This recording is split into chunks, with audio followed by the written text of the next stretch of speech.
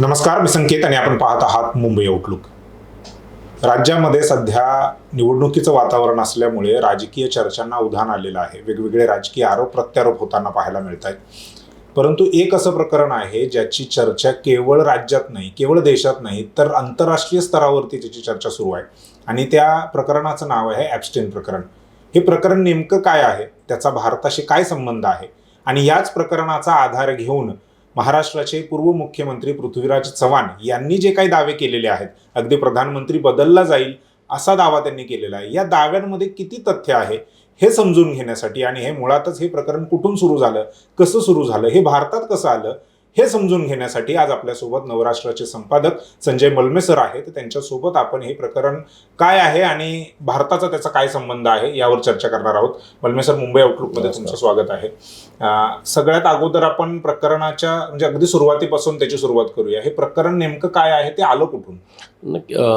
ॲप्स्टाईन प्रकरण खरं तर अमेरिकेतील एक सेक्स स्कॅन्डल आहे. हे प्रकरण त्यातील जे ॲप्स्टाईन नावाचा जी काही व्यक्ती आहे ते आता सध्या हयात नाही.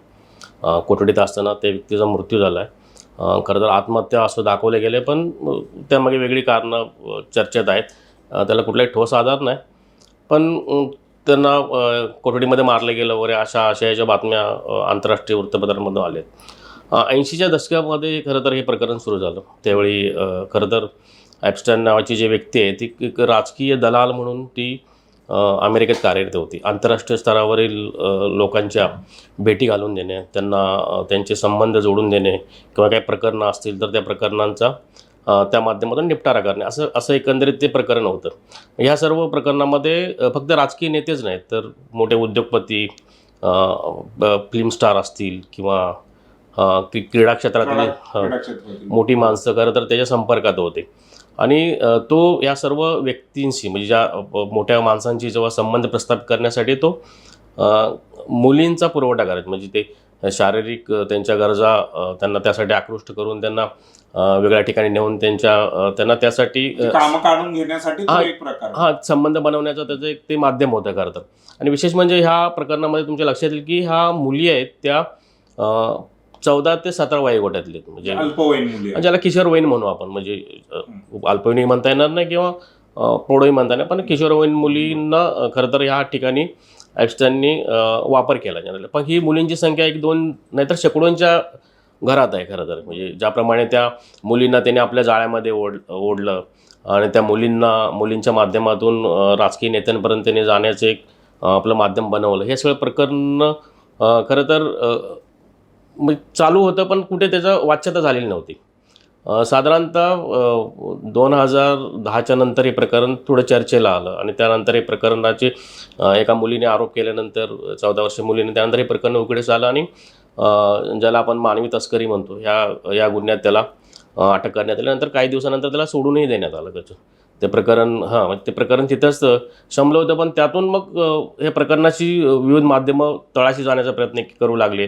त्यातून काही जणांची नावं पुढे आली आणि हे प्रकरण पुढे मग भारतापर्यंत येऊन टेपलं. मी भारतापर्यंत कसं आलं आणि काय आलं तर आपण ह्याच्यावर चर्चा करणारच. एक हे विचारायचं की काय या माध्यमातून म्हणजे ज्या प्रकारे मुलींचा वापर त्यांनी केला, तर काय हनी ट्रॅपचं प्रकरण म्हणजे हनी ट्रॅपचा काही आहे का त्याच्यामध्ये? हां, नक्कीच. तसंच त्याच माध्यमातून होतं की ते ब्लॅकमेलिंग वगैरे करणं ह्या प्रकार सुद्धा ते ॲप्स्टाईन त्यांनी त्या मुलींच्या आणि त्या माध्यमातून तो ह्या सर्व राजकीय नेत्यांशी किंवा उद्योगपतींची जेव्हा त्या मुलींशी संबंध प्रस्थापित होत होते त्यावेळी तो त्यांची शूटिंग करत होता खरं तर. म्हणजे त्याच्या टेप बनवल्या जात होत्या आणि त्या टेपच्या माध्यमातून तो त्यांना ब्लॅकमेलिंग करत होता. मुलींनाही करत होता आणि त्या राजकीय नेत्यांनाही ब्लॅकमेलिंग करत होता. हे सगळं म्हणजे आता कदाचित पुढील काही तासांमध्ये तुम्हाला हे सगळं उघड झालेलं असेल. पण त्याचा खूप मोठा म्हणजे भारतात तरी खूप मोठं राजकीय भारतामध्ये कसं सर. पण माझा म्हणजे भारताकडे वळण्याआधीचा माझा प्रश्न असा आहे की मी वाचलं तितकं हे ऑपरेशन जे आहे, हे स्टिंग ऑपरेशन जे आहे ते इस्रायलने केलंय.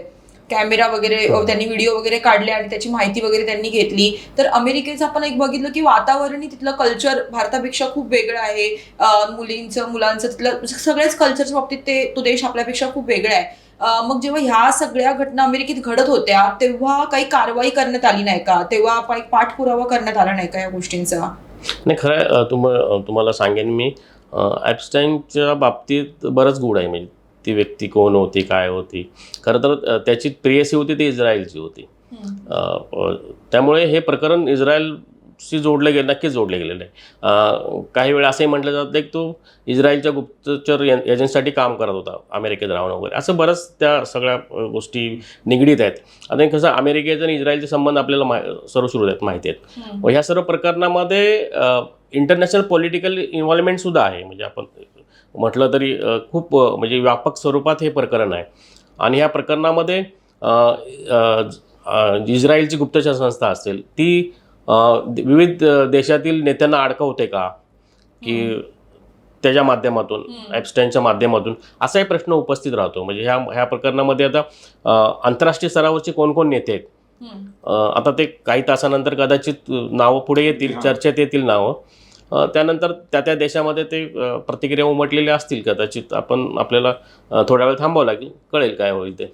जसं सर पृथ्वीराज चव्हाण जे आहेत हे माजी मंत्री आहेत आणि काँग्रेसचे ते ज्येष्ठ नेते आहेत. आता जेव्हा त्यांनी हे विधान केलं की 19 तारखेला मोठा राजकीय भूकंप होईल आणि त्याच्यानंतर बऱ्याच लोकांची नावं पुढे येतील आणि जो आपल्या देशाचे जे पंतप्रधान आहेत ते बदलले जातील आणि महाराष्ट्रातले जे आहेत तेच पंतप्रधान होतील, तर नक्की तो इशारा कुणाला होता? नाही, खरं तर मी म्हणेन की पृथ्वीराज चव्हाणांचे वक्तव्य खूप धाडसी होतं. म्हणजे मला समजत नाही की ते पंतप्रधान कार्यालयाचे मंत्री राहिलेले आहेत. त्यांचा आंतरराष्ट्रीय अभ्यास खूप मोठा आहे. महाराष्ट्राचे मुख्यमंत्री राहिलेले आहेत. तरीसुद्धा अशा पद्धतीने त्याने इतक्या म्हणजे ठोस दावा त्याने कशा पद्धतीने केला हा खरं तर अभ्यासाचा विषय आहे.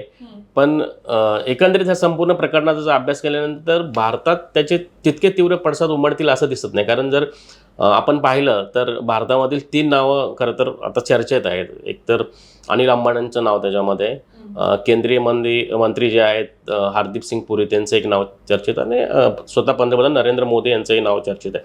कुठेतरी ह्या सर्व एप्स्टाईनच्या बोलण्यामध्ये, कुठे पत्रव्यवहारामध्ये, नोंदीमध्ये ह्या तिघांची नावं आलेली आहेत. त्यामुळे तिघांच्या नावाविषयी भारतात चर्चा आहे.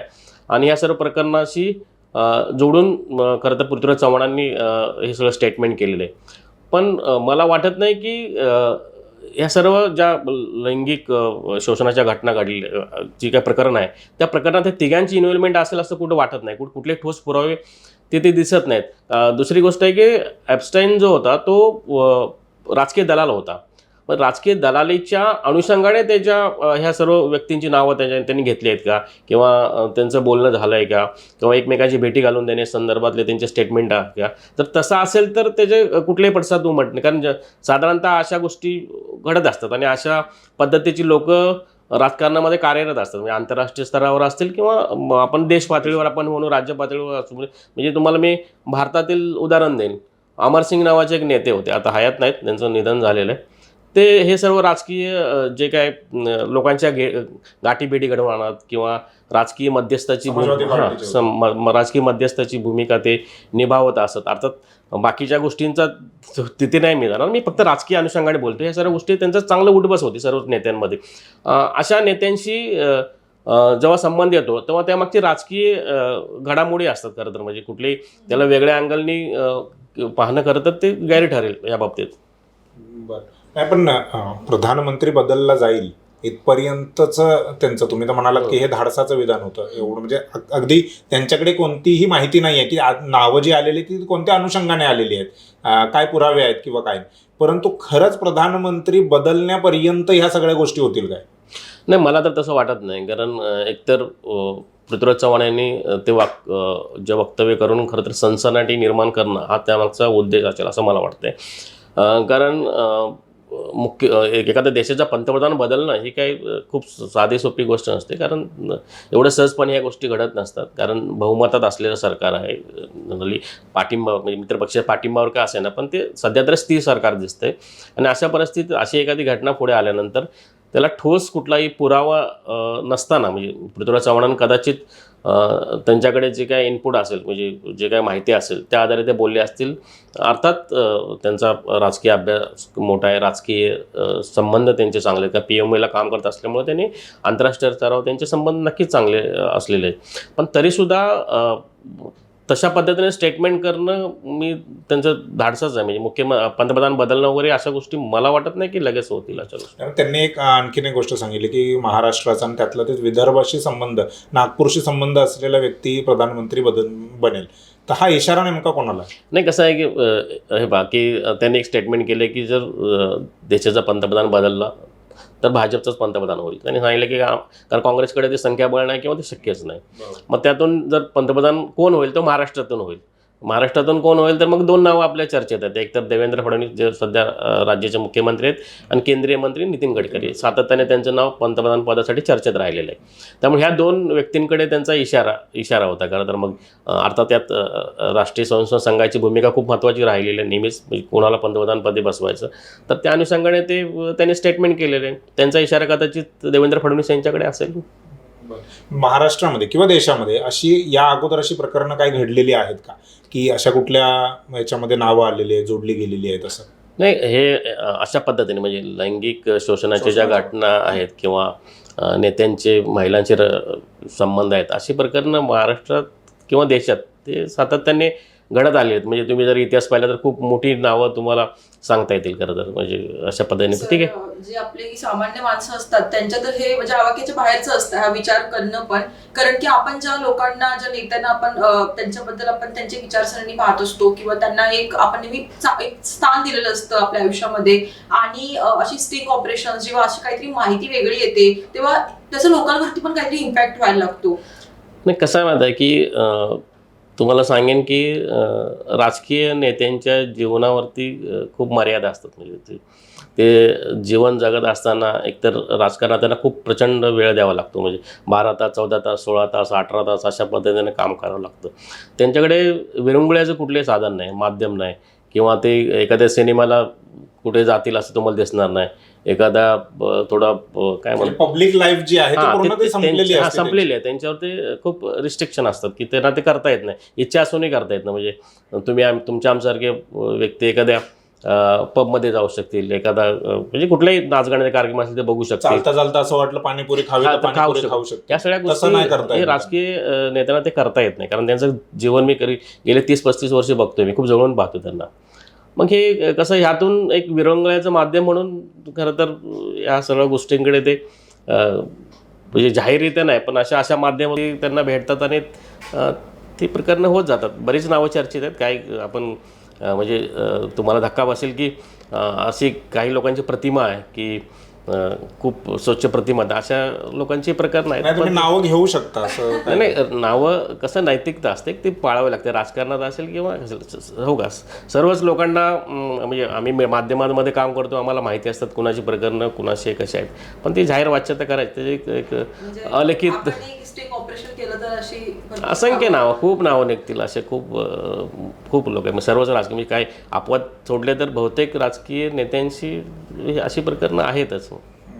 त्यामुळे प्रधानमंत्री बदलणं तुम्ही म्हणता की इतकं काही सोपं नाही आहे. अर्थातच ते सोपं नाही आहे, परंतु ज्या पद्धतीने मधल्या काही काळामध्ये RSS आणि मोदी शहा यांचं जे एक टसल चालू होती, मग त्याच्यामध्ये योगी आदित्यनाथ यांचं नाव पुढे येत होतं प्रधानमंत्री बनण्यासाठी, परंतु मोदी शहांनी RSSला शह देत स्वतःच ते म्हणजे प्रधानमंत्री झाले आणि दुसरं जे मोठं पद आहे प्रधानमंत्री नंतरचं ते अमित शहांकडे आलं.